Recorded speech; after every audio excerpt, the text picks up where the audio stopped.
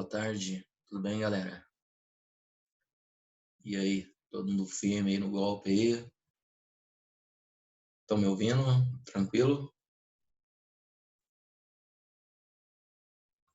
Boa tarde.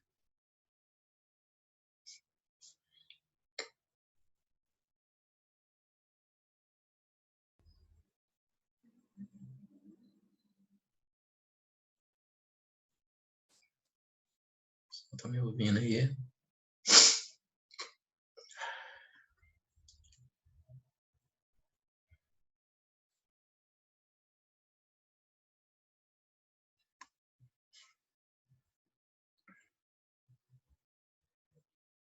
Estão me ouvindo? Estão me ouvindo? Vamos começar a aula? Vou confirmar se estão me ouvindo aí para dar continuidade à nossa aula da semana passada. Beleza, valeu, obrigado. E aí, pessoal, tudo tranquilo aí? Todo mundo na expectativa aí para voltarmos às aulas presenciais, né? Vamos dar continuidade. Semana passada nós estávamos falando de transporte rodoviário, ferroviário, né? Hidroviário. Nós fechamos transporte aéreo, vocês têm anotado aí só para confirmar. Tanta aula a gente fica meio perdido. Rodoviário eu trabalhei, hidroviário, ferroviário, né? E ver se eu cheguei até o transporte aéreo, né? O transporte aéreo com vocês aí. Confirma comigo, por favor.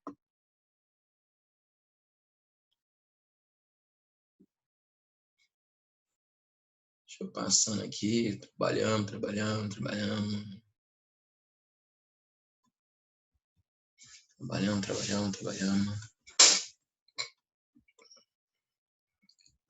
Só lá. Transporte ferroviário também deixa muito mais, porque transporte ferroviário. Fala, Jordana, seu microfone está aberto. Trabalhamos no transporte ferroviário, falamos de portos, né? Lembra que eu falei de portos para vocês? Mostrei a eclusa, né? Lembra disso aqui que nós mostramos? A eclusa serve para resolver a questão do desnível de um ponto mais baixo para um ponto mais alto, então vice-versa, né? É uma obra muito complexa e cara, né? Falei para vocês até uma eclusa, tá? Lembra que eu falei para vocês até da eclusa do Canal do Panamá? Transporte hidroviário, expliquei todo esse processo aqui. Mostramos aqui as deficiências da infraestrutura no Brasil em relação ao transporte hidroviário.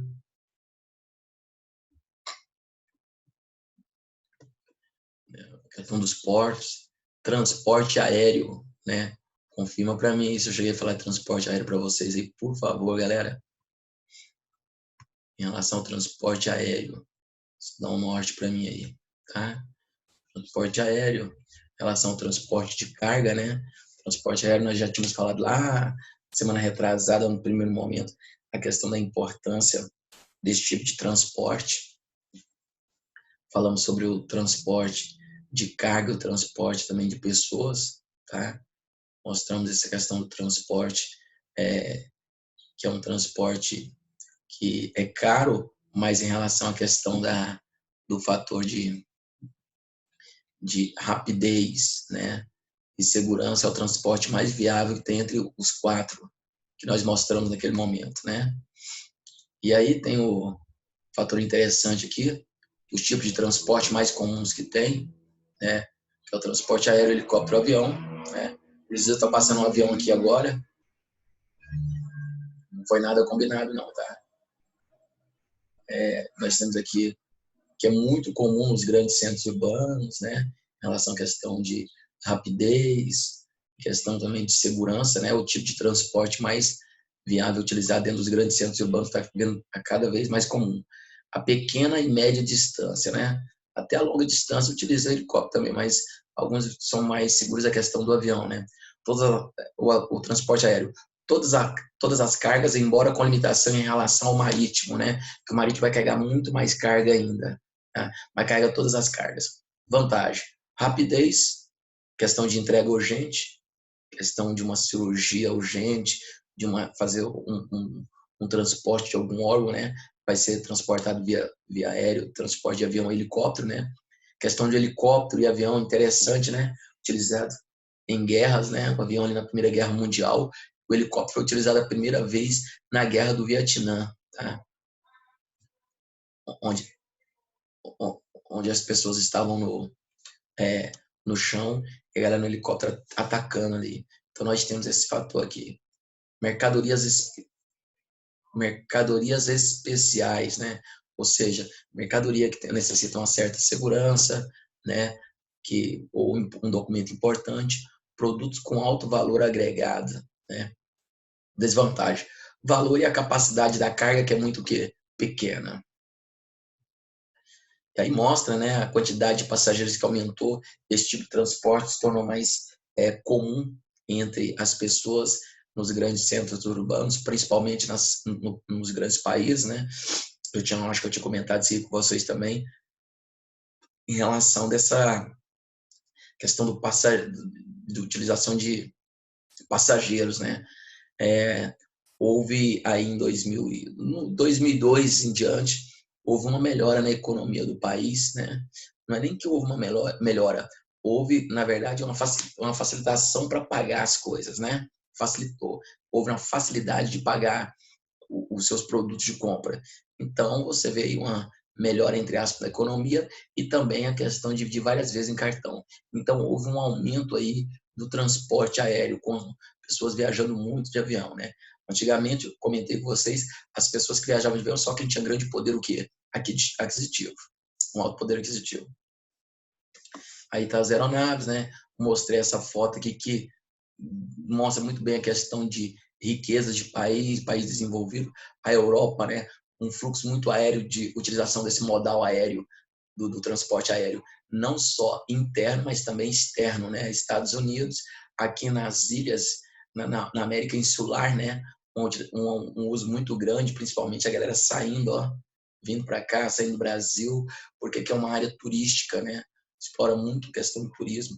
Tem aqui a questão da China também, né? Nesse ponto aqui, a Índia, né? A Austrália, alguns pontos, Brasil, Rio de Janeiro, São Paulo, Nordeste, né? Então você vê mais a questão de voo de entrada e saída do que uma grande quantidade de voo interno, mas tem sim uma grande quantidade de voo interno ainda no Brasil. Aí mostra muitas das vezes a questão do caos, né? Em relação, principalmente o Brasil, né? Problema dos aeroportos, custo de alimentação, isso que já caiu em prova de vestibular, estacionamento, qualidade ao acesso à internet muito baixo, falta de espaço para acomodação de passageiros, né? Só dando uma lapidada em cima disso aqui. E aí mostra a crise de 2006, que foi o chamado o apagão aéreo, quando vendeu, o que foi o apagão aéreo de 2006, que já caiu em prova, foi quando vendeu os mais passagens, voos, do que a passagem do que a quantidade de voos que existia, né? E aí nós tivemos aí no Brasil o chamado apagão aéreo. Acomodação de péssima qualidade, né? Nós já falamos sobre isso aqui. E aí mostra a questão de a falta de infraestrutura, né? No Brasil ainda, grandes aeroportos, até pouco tempo Goiânia também, um aeroporto antigo era dessa maneira, né? Então a dificuldade da acessibilidade até a aeronave, né? Diferente daqueles túneis que tem que já leva direto ao avião. Então a acessibilidade muito difícil. Aí mostra o processo aí de cancelado, atrasado, suspenso, o problema, né, em relação aos voos, tá aí a questão da aeronave. E aqui chega naquela parte dos dutos, né, gasodutos de transportes. Que é o duto? É o transporte via o quê? Canos, tá? Pode estar submerso, né, pode estar, perdão, no subsolo, então na parte externa. Nós temos um que sai aqui da Bolívia e chega até São Paulo, 2.800 quilômetros, tá? Transporte de gás natural. Questão que você tem que ficar esperto, você já caiu em prova de vestibular, tá? Essa questão desse gasoduto aqui tem uma parada muito forte quando o Evo Morales chegou no poder, tá?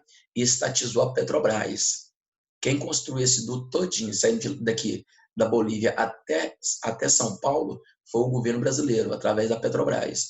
E quando o Evo Morales chegou lá no poder, ele falou, peraí, a Petrobras, na verdade, ela vai ser estatizada. É uma empresa estrangeira, mas ela, a partir de agora, vai ser nossa, tá? Então, o Brasil se viu numa situação complicada. E ele aumentou o preço do gás natural. logo, logo, o Brasil encontra aqui, né, entre aspas, encontra, na verdade ele já tinha conhecimento, ele encontra aqui o pré-sal, né, entre aspas, encontra o pré-sal para mostrar também que não era totalmente dependente de fontes energéticas de outros países. Tinha petróleo, tinha gás natural em grande quantidade. Isso é um outro debate que vai cair muito bem dentro da matéria de fonte de energia, tá? Mostra os dutos em algumas regiões, né? Passando aqui por Goiás, aqui Goiânia, quando fala que passa em Goiânia, aqui na verdade é Senador Canedo, tá? Sai de São Paulo, 900 e poucos quilômetros, transportado via duto, tá? Tem pontos positivos o duto, né? Vou transportar um tipo de combustível perigoso, né? Vai diminuir a questão do perigo de vazamento, mas há vazamento, pode acontecer vazamento também, vai diminuir o perigo de roubo, mas há roubo também, beleza? Então, tipo assim, pode diminuir, mas mesmo assim acontece esse tipo de coisa ainda em relação à questão dos dutos, beleza?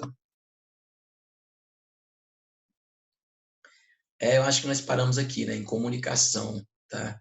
Comunicação, ó, os meios de comunicação, a questão da internet, o acesso à internet, a esse mundo virtual em grande escala, né, no mundo inteiro, mas é muito questionado porque mesmo assim não tem acesso a todos, mas olha, observa que em 95 era 16 milhões de pessoas que tinham acesso à internet, 2011, né, olha, 3,4 bilhões. Praticamente em 2011 nós chegamos a 7 bilhões de habitantes, nós tínhamos metade da população ligada à internet. Mas, ao mesmo tempo, você está ligado, você está esperto em relação a isso, que não significa que todos nós temos internet, né? É um problema muito sério essa questão desse mundo tecnológico. Muitas das vezes ninguém pergunta se você tem celular, a pessoa já pergunta qual o número do seu celular, né? Qual o seu e-mail, ou seja, todo mundo tem um e-mail, como tem um documento. Então, cria-se uma questão de todo mundo tem que ter, né? E aí gera um grande problema, né? Porque, não sei se vocês viram aí, na questão de receber o auxílio do governo, essa miséria aí, muitas pessoas não tinham nem um celular, né? Que pudesse abaixar o aplicativo da Caixa para se inscrever. E muito menos a questão do quê? Da internet, né? Então, nem todo mundo tem acesso à internet. Lembrando que a internet no Brasil é muito cara, né? E aí a internet no Brasil ultrapassa 100 milhões de usuários, né? Lembrando que o Brasil tem 210 milhões, ou seja, mais da metade da população tem acesso à internet, né? E aí você tem que ficar esperto numa prova de vestibular. O Enem sempre cobra ali alguma coisa relacionada ao fator da internet, a questão do comportamento social, né? E aí mostra, né? Esse comportamento social cada vez as pessoas próximas, o mundo fica pequeno, mas as pessoas estão cada vez mais distantes umas das outras, né? A questão do vício do celular, né? A criança hoje ela já nasce praticamente com o celular na mão. Então é importante depois assistir alguns documentários em relação à questão do impacto da internet, do celular, também, claro, internet, celular, na vida das pessoas. Procurando algum documentário, vou tentar buscar algum documentário interessante, massa, que trabalhe sobre isso, para que você possa desenvolver uma redação e responder uma questão do vestibular tranquilamente. E aqui mostra, né, o preço da internet ao redor do mundo, lembrando que o Brasil é muito caro, né, em relação a ter o acesso, né, não só caro, mas essa conexão é baixa pra caramba, né? Se você quiser uma conexão maior, ter uma quantidade de um pacote maior, você tem que pagar muito mais caro. Então, no Brasil, você vê 70, em média, R$ 79. E, na verdade, ainda mais com esse uso em grande escala que nós estamos vivendo hoje, devido à questão da pandemia, o preço tende a quê? Aumentar. E aqui uma realidade, né? Rede social. Rede social aqui em casa é uma outra coisa, né? Ou seja, onde está todo mundo, a questão de pessoas de baixo poder aquisitivo, onde tem aí, você contou aí, são 8 filhos, né? Onde, na verdade, eu não tenho acesso a esse mundo. É um mundo diferente para mim, eu não faço parte desse mundo globalizado. Eu não estou inserido nessa bolha desse mundo globalizado, tá? Então, era isso que eu queria falar para vocês, a questão da comunicação. Dentro da comunicação, você não pode esquecer de um conceito chamado e-commerce, tá? O e-commerce, que é o e-commerce? É o comércio virtual, tá? E-commerce, comércio virtual, tá? Deixa eu ver aqui, só para bater aqui, para você, rapidinho. O e-commerce, tá? O e-commerce, o comércio que virtual, essa questão dessa internet desse mundo virtual que vem crescendo cada vez mais e mais em relação à questão das atividades econômicas, né? Meio de comunicação, mas principalmente atividade econômica. Hoje, sim, o mundo globalizado é uma fábula. Falou tudo. Fala do Milton Santos, é uma fábula mesmo. Na verdade, as pessoas não estão totalmente inseridas neste mundo que eles chamam de mundo globalizado, né? Nós temos aí uma diferença muito grande desse processo aí. E nesse mundo hoje da pandemia, nós temos um fator interessantíssimo aí, que é a questão do comércio virtual que vem crescendo, né? Você pode ter certeza que muitas lojas físicas, depois desse impacto aí, elas vão mudar o meio, o modo de comercializar, o modo de vender os seus produtos. Já vem mudando, já vem crescendo muito, né? Mas que com a pandemia houve uma explosão, a utilização da internet para vender os seus produtos, né? Com certeza, na hora que passar tudo isso aí, que seja logo, quando você pega ali uma 44, uma feira hippie, né? O que é um ponto de atacado em Goiânia, as pessoas não vão vir aqui no primeiro momento, né? Os pedidos vão ser feitos ainda através do quê? Da internet durante muito tempo. Nós vamos ficar ainda um tempo ainda com esse medo de ir ali comprar. Então essas lojas físicas, elas vão mudar o comportamento. Já vem mudando com a questão da pandemia, mas vão mudar mais ainda. E ao mesmo tempo é um momento que vai aparecer um ponto de interrogação na cabeça e falar por quê, né? Por que eu tenho que ter essa loja física se eu posso vender através da internet? Só que lembrando que isso vai gerar uma grande quantidade de desemprego, né? É o mundo tecnológico, de tecnologia, né? Um mundo virtual, onde nem todos vão fazer o quê? Vão fazer parte, tá? E o comércio vem crescendo muito e diminui também, um fator interessante, diminui a arrecadação por parte do Estado, né? Em relação à questão da sua venda de maneira direta ou indireta, tá? Alguma pergunta aí, algum comentário? Manda aí para nós, por favor.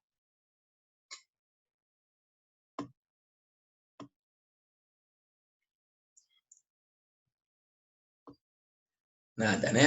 Então, beleza. Galera, eu cheguei a falar para vocês sobre gerações X, Y, Z. Confirma para mim se eu comentei sobre gerações. Se tem anotadinho no seu caderno aí. Nós vamos falar sobre gerações agora, tá? Gerações. X, Y, Z. Geração. Tem que apagar esse e-commerce aqui, né? Porque senão não tem jeito. Eu enviei para vocês essa aqui, as gerações e-commerce. Confirme aí para mim, por favor.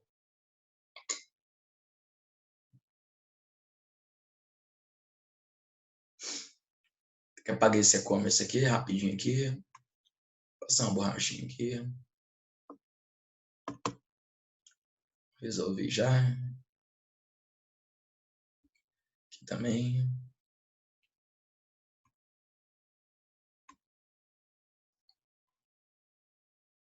Tá. Então, anote-se gerações, né? Não sei se você já estudaram sobre a questão das gerações, já caiu em prova de vestibular, onde as gerações elas têm umas características, tá? Cada momento dividido, cai em prova de vestibular, você tem que estar ligado ao comportamento dessas gerações e vai levar você a entender várias coisas, tá? Se você bater lá no Google lá, questões sobre gerações, você vai ver que já caiu em geografia. 2 ou 3 questões já. Não no Enem, tá? Então aqui eu tenho gerações, né? A primeira baby boomer, né, que é aquele momento que vem depois da Segunda Guerra Mundial, né, uma explosão muito grande, tá, com a população, e o mercado norte-americano se prepara para esse momento do baby boomer, para essa questão das gerações, né. Baby boomer, então, é aquela galera que está mais de 48 anos, é considerada a geração baby boomer. Talvez seja seus pais, mas talvez não seja, mas sim os seus avós, que vai fazer parte dessa geração. X, geração X, de 33 a 48. Eu estou aqui nessa geração aqui. Y, 18 a 32, talvez muitos de vocês estejam nessa geração. Z, menos de 17 anos. Talvez algum de vocês também esteja nessa geração. Interessante que cai em prova, estudando o comportamento, a característica de cada geração dessa, entendeu? Então, você tem aqui, muitas vezes, o seu avô, seus pais, você e o seu irmão mais novo. E essa galera toda, todo mundo mora numa casa. E aí vai ter um choque de gerações, onde cada um tem uma visão de algo que acontece de maneira o quê? Diferente, tá? Não é aquela pessoa que, tá ultrapassado, não. É a visão que ele tem dentro da geração dele. Cada um tem uma visão diferente dentro da geração, beleza? E é importante dar as características das gerações. Nós temos aí a Baby Boomer, né? Baby Boomer, geração Baby Boomer, de 1945, fim da Segunda Guerra Mundial, volta dos soldados e a situação econômica favorável, né? Por que a situação favorável? Porque a economia cresceu, né, galera? Querendo ou não,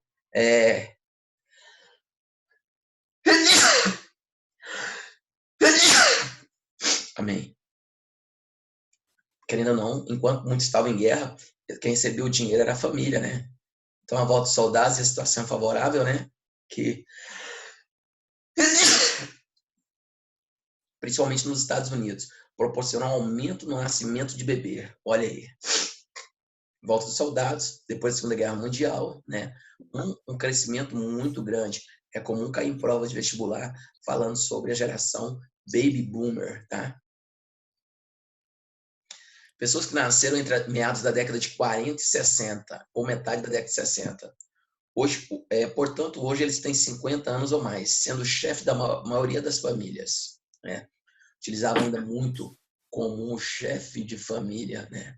O chefe de família, o homem sendo chefe de família. Sociedade machista, né? Nós trabalhamos isso aqui. Pode ainda se classificar dos primeiros baby boomers. Deixa eu voltar aqui. Os primeiros baby boomers de 46 a 54, o baby boomer posterior, 54 a 64, tá? No período ali da Guerra do Vietnã. Aí tem as classificações. Em 1985, Schuman e Jacqueline Scott realizaram uma pesquisa com a seguinte pergunta: quais eventos mundiais nos últimos 50 anos foram especialmente importantes para você? Dentro dos baby boomer, né? Assinado do presidente John Kennedy, Martin Luther King, O Homem Pisa na Lua, Guerra do Vietnã, Liberdade Sexual, Movimento pelos Direitos Civis, tá? Esse, naquele primeiro momento dos baby boomers, só vai ser dividido em dois, né?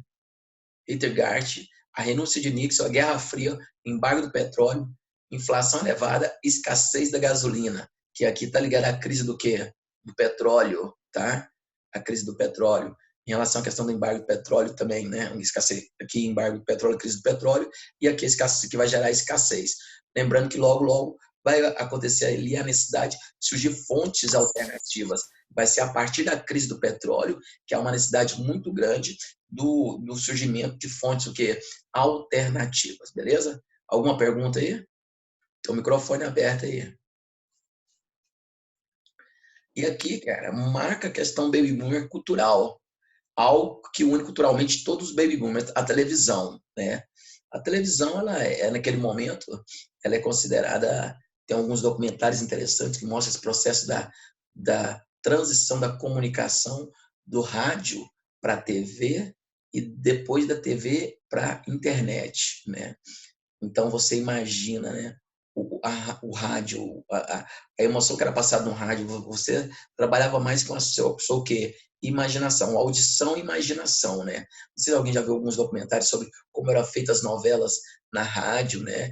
A maneira que era feitos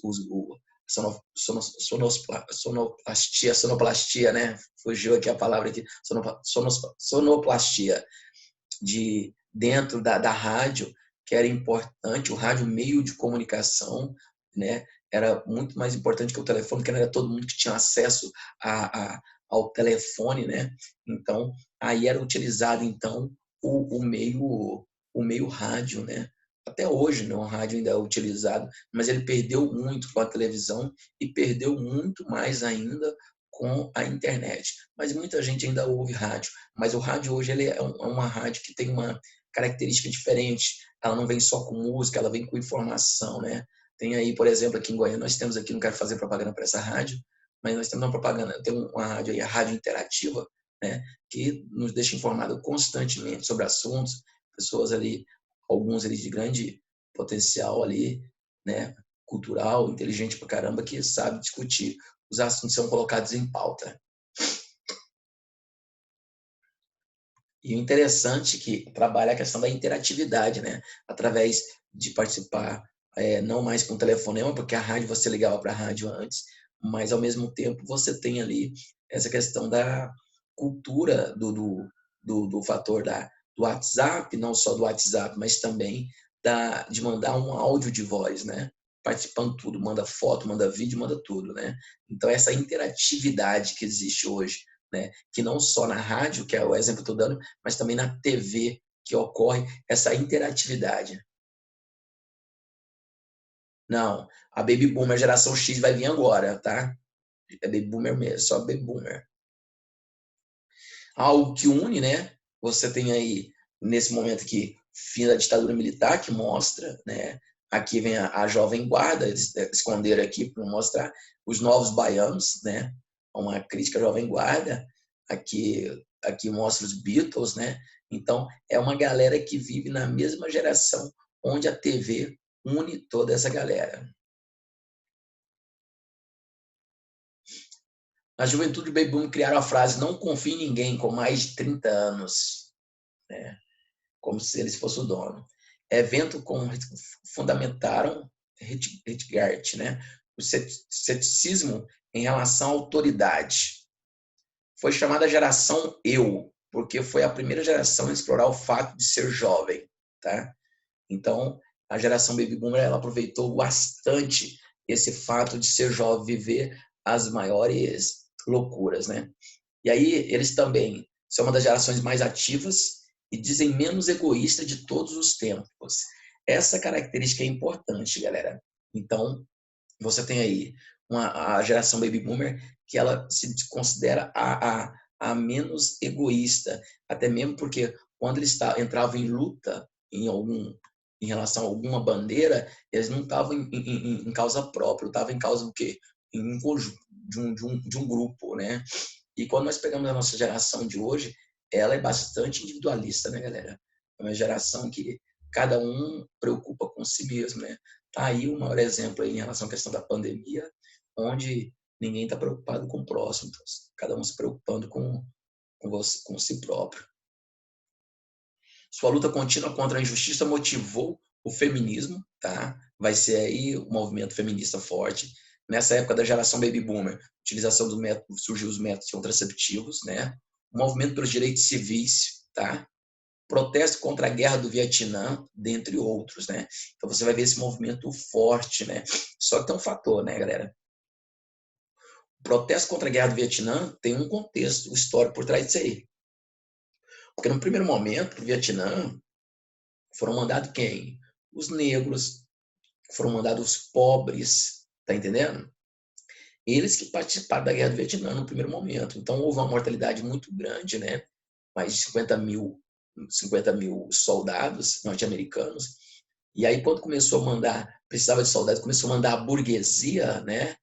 Os filhos de pessoas que tinham alto poder aquisitivo, começaram, não que chegou a mandar, mas cogitar de se mandar, aí há uma manifestação para que não, ao fim da Guerra Fria, da Guerra do Vietnã, entendeu? Então, na verdade, tem um porquê. Porque no primeiro momento, quando começa a Guerra Fria, a Guerra do Vietnã, perdão, porque foi dentro da Guerra Fria, por isso eu estou falando da Guerra Fria, quando começa a Guerra do Vietnã e são mandados soldados negros e pobres, eles não estavam nem um pouco preocupados, né? Lembra que eu sempre comento, na verdade, eles estão matando dois coelhos com uma cajadada só, tá? É mais ou menos assim, se morrer, se matar, bom, mas se morrer, melhor ainda, tá? Essa era a visão que eles tinham em relação à questão da guerra do quê? Da guerra do Vietnã, mandando soldados para lá. Também a mesma coisa no período da guerra do quê? Do Iraque.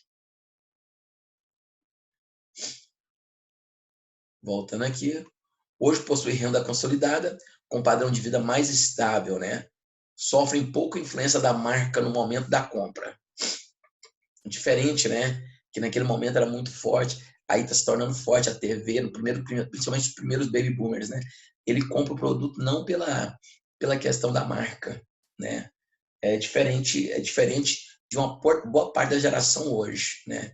Ele compra hoje o produto, não é nem pela questão do produto em si, mas sim a marca, porque essa marca ela pode me dar o quê? Ela pode não, ela vai me dar status, tá? Ela vai me colocar uma pessoa que possa ser respeitada na sociedade, beleza? Então é esse o fator da diferença, né? Daquela comunidade do baby boomer para a geração de hoje, onde compra o celular da Maçã Comida não é porque ele é o melhor em si, né? Na ideia que é o melhor, mas na verdade eu comprei a marca, né? A marca. Eu faço questão de mostrar que a maçã está comida lá atrás. Apresenta preferência por produtos de alta qualidade. Qualidade e baixa quantidade, né? Eu quero uma qualidade. Experiências passadas servem, por exemplo, para o consumo futuro, né? Tipo assim, o que passou, né? O que aconteceu, ela vai servir de exemplo, né? Hoje, muitas gerações, não posso seguir exemplo. Nem todo mundo dessa maneira começa a se questionar, né? O preço não costuma ser um obstáculo para conseguir o desejo. Então, eu vou correr atrás e vou conseguir. Não estou preocupado com o preço. Eu estou preocupado com a questão da qualidade do produto, tá? Baby boomer no mercado de trabalho. Atualmente não atualmente são os prováveis ocupantes de cargos de chefia e presidência. É interessante esse fator aqui, que depois vocês vão entender por que está dando toque, o fato é diferente. Então, são prováveis ocupantes de cargo de chefia e presidência. Eles vão estar onde? Eles vão estar lá no topo, né? Cargo de chefia e presidência. Valoriza a fidelidade à empresa, não é aqueles que vão ficar sempre trocando o quê? De serviço, né? Eu tenho uma fidelidade. Então, a pessoa, ela valoriza muito, seja uma empresa particular. Você pega aí, ali no ABCD Paulista, aquelas empresas de carro, muitas pessoas, eu estava vendo uma reportagem quando fechou algumas fábricas de carro lá em 2010, 2011, mostrando lá que o avô, um cara tinha trabalhado, o filho dele tinha trabalhado também na empresa, estava trabalhando, o avô aposentou numa empresa montadora de carro, o filho trabalhava e o neto já tinha começado a trabalhar na mesma empresa. Tinha uma questão de segmento de família, sabe? Então, aquele cara não saía dali, tá? E também em busca da questão de emprego público, né? Em relação à questão de segurança, tá? Que hoje voltou a ser. Opa, desculpa. Valoriza a fidelidade da empresa, não são influenciados facilmente por outras pessoas, né? Tem aquela questão da opinião própria, né? Isso, pronto, acabou. São firmes e maduros nas decisões. É isso, pronto, acabou e não mudo, tá entendendo? Ele pode estar até errado, mas tem dificuldade de voltar e falar assim, nossa, realmente reconheceu o erro. Olha, eu estava errado. É isso que eu decidi, eu não volto atrás, sabe? Não é a pessoa flexível, maleável para facilitar até uma negociação. Então, você vai ter uma certa dificuldade, né? Talvez você veja isso em relação à questão dos nossos avós, né? Que não volta atrás, onde muitas vezes é chamado de cabeça dura. Mas não é cabeça dura, é a geração, é o pensamento. A ideia é essa e não muda, né? Estão definindo a aposentadoria, pois muitos boomers aposentados estão voltando ao mercado de trabalho, né? O que acontece? Por que esses boomers estão voltando para o mercado de trabalho, né? Porque o que acontece? Ele aposentou os seus, tipo assim, cai o valor quando você aposenta e tem um certo custo de vida, né? Então ele quer manter aquele determinado custo de vida. E outros também não conseguem ficar o quê? Parados, tá? Então por isso muitas das vezes voltam ao mercado o quê? De trabalho para complementar a renda ou então para não ficar o quê? Ocioso ali, beleza? Galera, tem alguma dúvida? Pode perguntar. Lembra que nós paramos na geração Baby Boomer na aula passada e vamos começar a geração X. Nós vamos começar a geração X na próxima aula para podermos comentar as questões das gerações.